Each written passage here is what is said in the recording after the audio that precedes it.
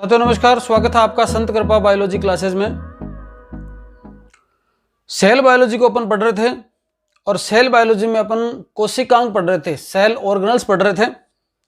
Cell organelles को, कोशिकांगों को अपन ने 3 कैटेगरी में डिवाइड किया था। आप सबको पता है 3 कैटेगरी कौन सी है। एक ऐसे जो डबल मेम्ब्रेन, एक ऐसे जो सिंगल मेम्ब्रेन और एक ऐसे जो मेम्ब्रेन लेस थे।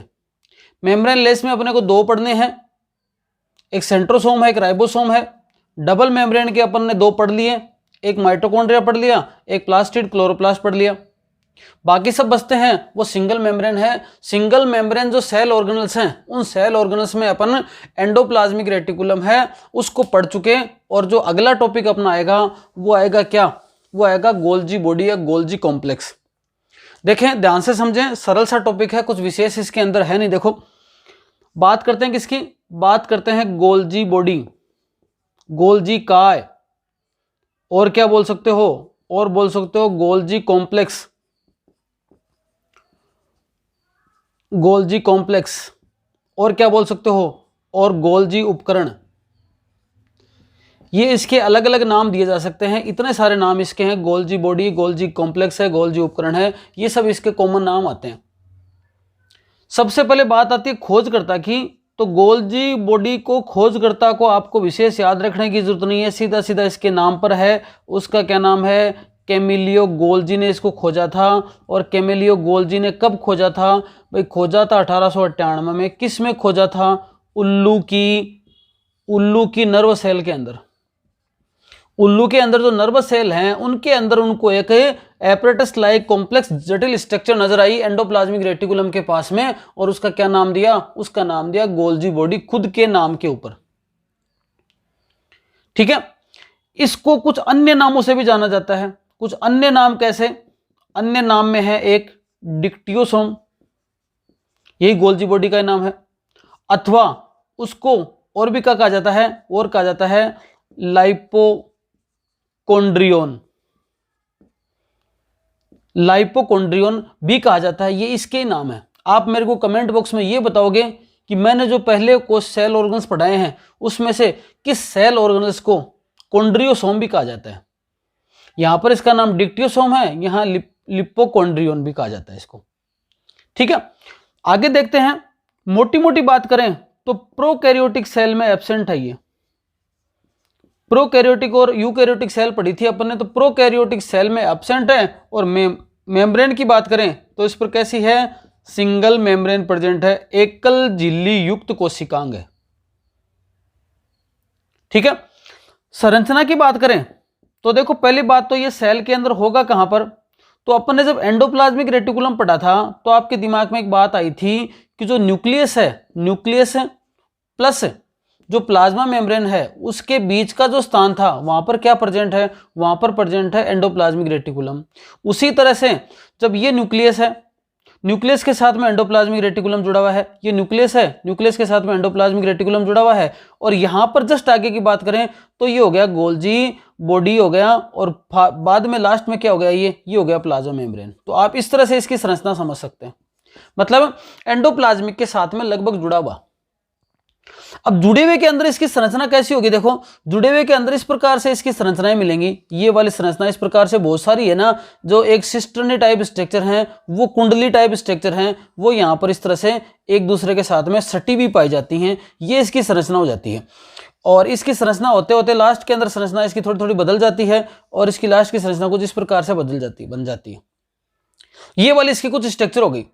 अब देखो इसके अंदर, इस स्ट्रक्चर के अंदर आपको क्या नजर आया कि ये जो स्ट्रक्चर है ना, ये वाली स्ट्रक्चर, ये किसके साइड में है, ये एंडोप्लाज्मिक न्यूक्लियस के साइड में, या एंडोप्लाज्मिक रेटिकुलम में न्यूक्लियस के साइड में। तो ये तो केंद्रक की तरफ, केंद्रक की तरफ, और ये किधर की तरफ है, ये प्लाज्मा झिल्ली की तरफ, ये प्लाज्मा झिल्ली की तरफ, प्लाज्मा झिल्ली की तरफ है।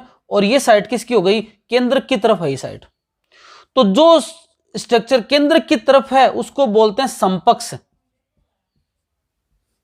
या सिस फेज, और जो इधर की तरफ है उसको क्या बोलेंगे, उसको बोलेंगे ट्रांसवर्ज या ट्रांसफेज, ये तो सिस हो गई, ये क्या हो गई, ट्रांसफेज।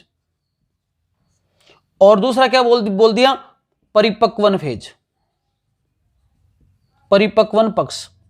मतलब केंद्र की तरफ है उसको बोलेंगे समपक्ष, जो दूसरी तरफ प्लाज्मा झिल्ली की तरफ है उसका क्या नाम रखेंगे, परिपक्वन प्लस पक्ष।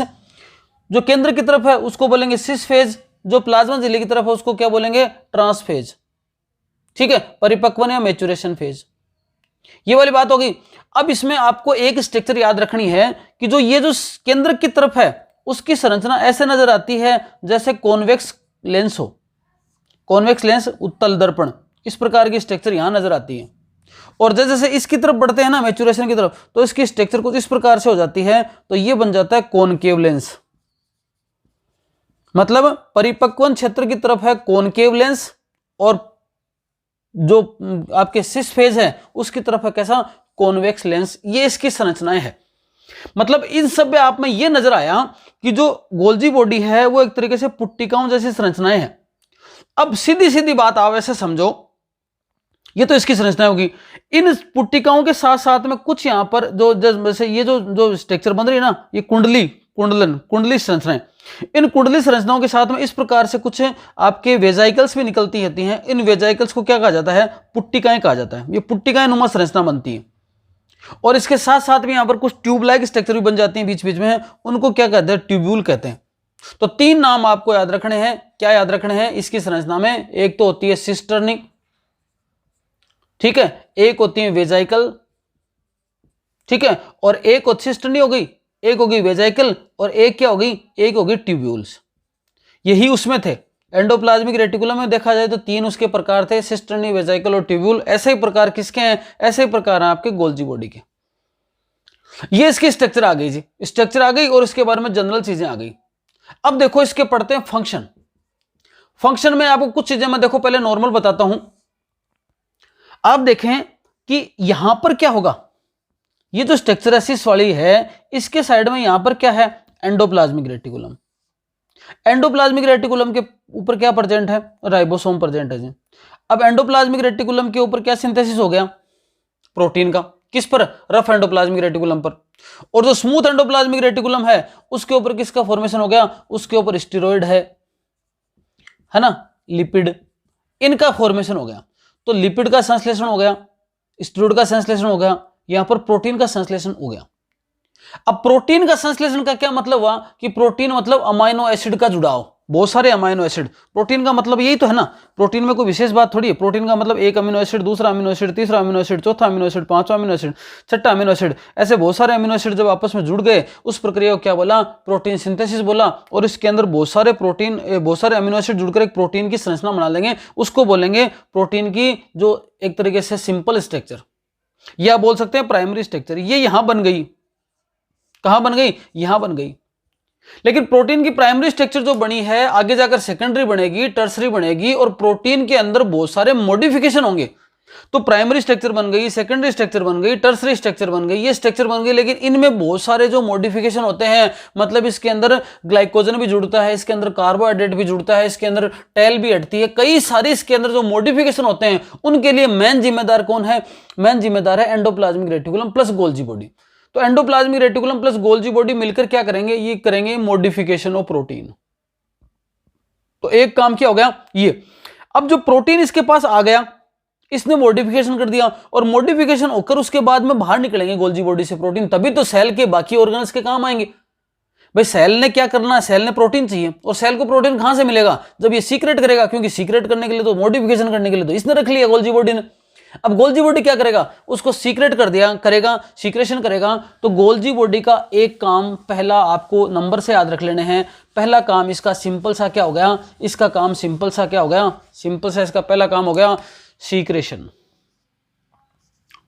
सीक्रेशन स्त्रवण। और किसका, मुख्यतया तो किसका ही, मुख्यतया मेनली किसका सीक्रेशन करेगा, कईयों का करेगा, पर मेनली किसका, प्रोटीन का, क्योंकि प्रोटीन कहां से मिल रहा है उसको, आसानी से मिल रहा है एंडोप्लाज्मिक रेटिकुलम के द्वारा। ये हो गया। अब जब सीक्रेट करेंगे चीजें, सीक्रेट करने के लिए उनको पचाने की आवश्यकता पड़ेगी। जो पाचक एंजाइम वाला जो कोशिकांग है उसका नाम है लाइसोसोम। तो लाइसोसोम को काम करना है आगे जाकर, और लाइसोसोम को काम करने के लिए पहले लाइसोसोम का फॉर्मेशन करना पड़ेगा। तो दूसरा काम इसका क्या है, इसका काम है लाइसोसोम का निर्माण करना, इसका काम है लाइसोसोम का फॉर्मेशन करना। लाइसोसोम का फॉर्मेशन कौन करता है, लाइसोसोम का फॉर्मेशन करता है कौन, गोल्जी बॉडी करता है। 2 नंबर बात। 3 नंबर बात, अब इसके अंदर जो सीक्रेशन करते करते कुछ इसके अंदर स्टोर भी रह जाते हैं।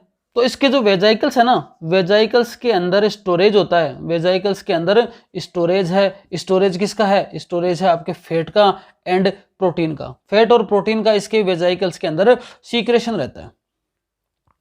ये हो गया।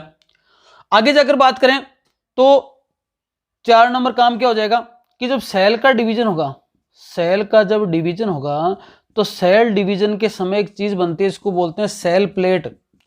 उस सेल प्लेट का फॉर्मेशन भी कौन करता है, सेल प्लेट का निर्माण कौन करता है, कोशिका पट्टी का, कोशिका पट्ट का निर्माण कौन करता है, जैसे सेल 2 भागों में डिवाइड होती है, वो काम कौन करेगा, वो भी गोल्जी बॉडी करेगा। एक स्ट्रक्चर होती है शुक्राणु, सबको पता है, स्पर्म। स्पर्म के स्ट्रक्चर के ऊपर एक टोपीनुमा स्ट्रक्चर होती है जिसको बोलते हैं एक्रोसोम, और एक्रोसोम का निर्माण भी कौन करता है, एक्रोसोम का फॉर्मेशन कौन करता है, कौन करता है भाई, आपको याद होना चाहिए, गोल्जी बॉडी एक्रोसोम के फॉर्मेशन के लिए रेस्पॉन्सिबल है।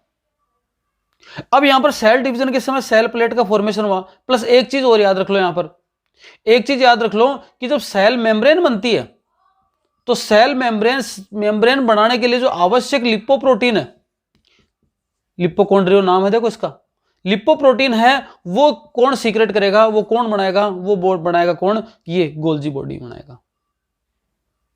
ये शुक्राणु का काम हो गया, शुक्राणु काम हो गया, तो भाई अंडाणु का भी काम बताओ थोड़ा बहुत। तो शुक्राणु में इतना काम करता है तो अंडे में भी कुछ काम करता होगा। तो एग है, एग के अंदर जो योग का फॉर्मेशन है, एग के अंदर योग का फॉर्मेशन है, वो भी किसके द्वारा किया जाता है, वो किया जाता है गोल्जी बॉडी। तो कोई पूछे कि गैमेटोजेनेसिस के दौरान जो आपकी गोल्जी बॉडी का मेन रोल क्या है, तो गोल्जी बॉडी का गैमेटोजेनेसिस में, स्पर्मेटोजेनेसिस में शुक्राणु के एक्रोसोम का फॉर्मेशन करेगा, और एग है उसके अंदर योग का फॉर्मेशन करना, ये किसका काम है, ये है गोल्जी बॉडी का। इतनी सी बातें गोल्जी बॉडी के अंदर है, ज्यादा कुछ माथापच्ची करने की आवश्यकता नहीं है। 12th लेवल तक इतना ही मैटर है। आपको क्या बात याद रखनी है, इसका नाम किसने दिया सबको पता है, कुछ इसके अलग नाम है वो बताना है आपको, कौन सा मेम्ब्रेनस सेल ऑर्गेनल है, उसके बाद में इसके स्ट्रक्चर पे जाओगे तो एकदम ट्यूब के लायक स्ट्रक्चर होंगी, ठीक है, जिनको कुंडिकाएं बोल सकते हैं, कुंडली बोल सकते हैं। इनसे फिर आगे जाकर पुट्टिकाएं भी बन जाएंगी, नलिकाएं भी बन जाएगी। इसके स्ट्रक्चर में 2 प्रकार की चीजें नजर आती हैं, कुछ उत्तल लेंस जैसी कॉन्वेक्स और एक अवतल लेंस जैसी कॉनकेव। कॉनकेव होती है प्लाज्मा मेम्ब्रेन की तरफ होती है, और कॉन्वेक्स होती है वो केंद्र की तरफ होती है। तो सिंपल सी इसकी स्ट्रक्चर। अब जो प्रोटीन जो चीजें कौन बनाएगा, एंडोप्लाज्मिक रेटिकुलम बनाएगा, उसमें मॉडिफिकेशन की आवश्यकता होती है, और मॉडिफिकेशन के लिए endoplasmic reticulum plus Golgi body मुख्यतः जिम्मेदार होते हैं। तो इन्होंने जो बनाया वो कहाँ दे दिया, गोल्जी बॉडी को दे दिया। गोल्जी बॉडी इसमें क्या करेगा, जो चेंजेस करेगा वो चेंजेस करेगा, एडिशन करेगा वो एडिशन करेगा, उसके बाद में उसका मॉडिफिकेशन करने के बाद क्या करेगा, प्रोटीन का मुख्यतः सीक्रेशन करेगा। उसके बाद में आगे जाकर उसको पचाने का काम होता है लाइसोसोम का, तो लाइसोसोम का निर्माण ये करके देगा, तब जाके पाचन क्रिया कंप्लीट होती है। इसी के बाद जब ये बनाता है तो इसके अंदर वेजाइकल्स में बहुत सारी चीजें स्टोर हो जाती हैं। तो स्टोरेज क्या रह जाएगा, फैट और प्रोटीन का इसके अंदर स्टोरेज रह जाएगा।